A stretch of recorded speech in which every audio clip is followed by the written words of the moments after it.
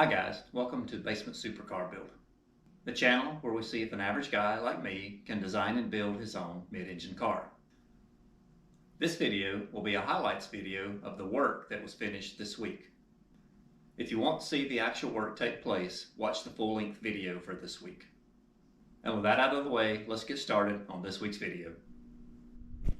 Alright, I want to show you a few things. I think I forgot to mention this last week, but I did add the spacers underneath the coils here, underneath that coil mount to raise the coils up so they didn't hit the exhaust manifolds.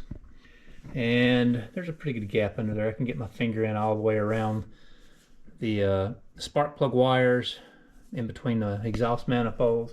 So I'm hoping that that's enough clearance to keep these safe. If not, they make some covers, some shrouds I can slide over these wires and protect them a little bit more. But that is much better than it was. They were touching, and now there's a good 5/8 of an inch or so clearance there. Also, the fuel lines are almost finished. I finished routing the lines here on the fuel pressure regulator to both sides on the fuel rails. I mounted the fuel filter here on the inside of this, and there's 3 lines here on the fuel pump. There's a supply line to the engine, there's a return line from the fuel pressure regulator, and this is a vent line, so this will plumb into the tank vent on this side, and there's a tank vent over there on the other side. All 3 of those lines will plumb in together somehow, and then a line will run up to the filler neck for the gas tank, and just be a vent line for pressure to release on the tanks when you're filling the fuel in the tanks. Coming out of the fuel filter, it goes into a Y here, and this Y here feeds both of the fuel rails. The top line is installed and connected. The bottom one needs a fitting that I didn't know I was going to need, so I'm going to have to order one more elbow here so this line lines up correctly with that Y. But other than that one Y adapter, the fuel system is plumbed.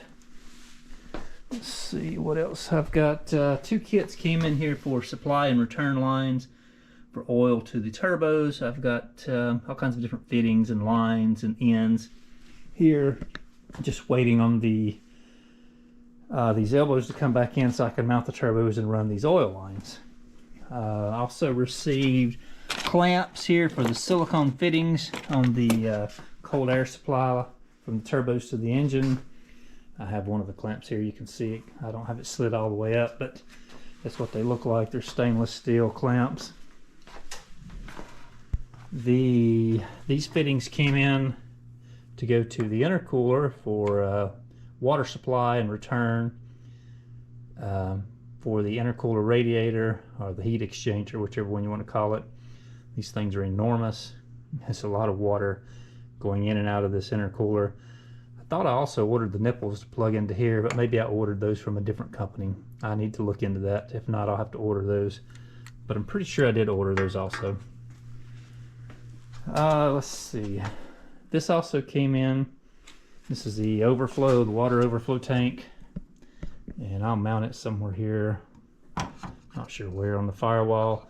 And then there'll be a line connects here to here, just for extra water in this tank, and it bypasses the cap here and pushes water into the tank when it needs to, and then when it needs water, it creates a vacuum and sucks it out of this tank back into the water system. So we'll be mounting this somewhere over here. Not sure if I'm going to go below or above just quite yet, but I'm thinking that's probably the next thing I'm going to do. So let's make a decision where we're going to mount this and come up with some mounts. Up to the fuel rails here. I also made a little clamp here that bolts to the cylinder head just to hold these fuel lines in place so they're not moving around. And there may also be a secondary piece that attaches to this to hold these oil lines too also, but I need to see exactly which direction those oil lines run to get to the turbos before I add that piece.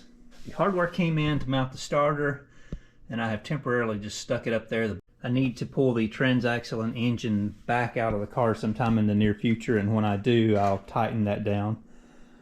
Let's see, what else have we done? I've started looking at the exhaust, how I'm going to run the exhaust from the turbos out to the back of the car. I don't have a clear idea on that yet, but I'm working on it. I started looking at the oil cooler here, where I'm going to place it. I think it's going to be somewhere in this general area. I don't know exactly where. I kind of need to work that around the exhaust also. So until I have the heat exchanger for the intercooler here, the exhaust pieces to make the exhaust, and the oil cooler all at one time, and figure out a game plan to fit all of that in, because they're all in close proximity to each other and it's going to be kind of tight. I guess the first thing I need to figure out is this exhaust. How am I going to run it? I have some ideas, but I need to see what's available out here for me to use, and exactly the bend radiuses and everything like that. We also mounted this expansion tank for the water for the engine coolant, and I made an aluminum piece and pushed some PIM studs in it, and it's glued in between the metal and the wood here on the firewall. That makes it a nice secure mounting block to mount things to. And the next time I pull the firewall out, I need to do the same thing here to secure this. And over here on the left, once the ECM comes in, I'm going to do the same thing to mount it on the firewall. So all those pieces will be mounted very secure. And let's see, what else? I have some things arriving here in about 2 more days. I'm hoping that they weren't listed on the packing list, but I'm hoping that these elbows with the wastegates welded in will be back. I know for sure that some other things are coming from the same company, and I'm hoping that they've put those in the same box. They just weren't on the packing list. But I'll know here in 2 more days, and I'll see what comes in. But if everything comes in from that company, we can go ahead and remount those elbows and wastegates and the turbos and start working on some of this plumbing and routing.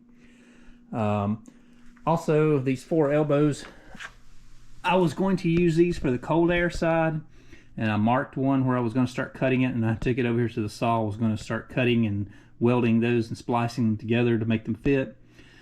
And as soon as the saw blade touched it, I realized that these are stainless steel and not aluminum. I guess I should have known by the weight, but I wasn't positive. So I'm not going to use these for the cold air side, since this is the correct size tubing and bends that I need for the exhaust. I'm going to save these for the exhaust and order some aluminum tubing for the cold air intake. So I'll get that ordered today, and hopefully it'll be here in a few days, and we can start on that cold air intake side also. But I guess that's going to be it for this week, and I will see you guys again in 1 week, and we'll continue on working on these things.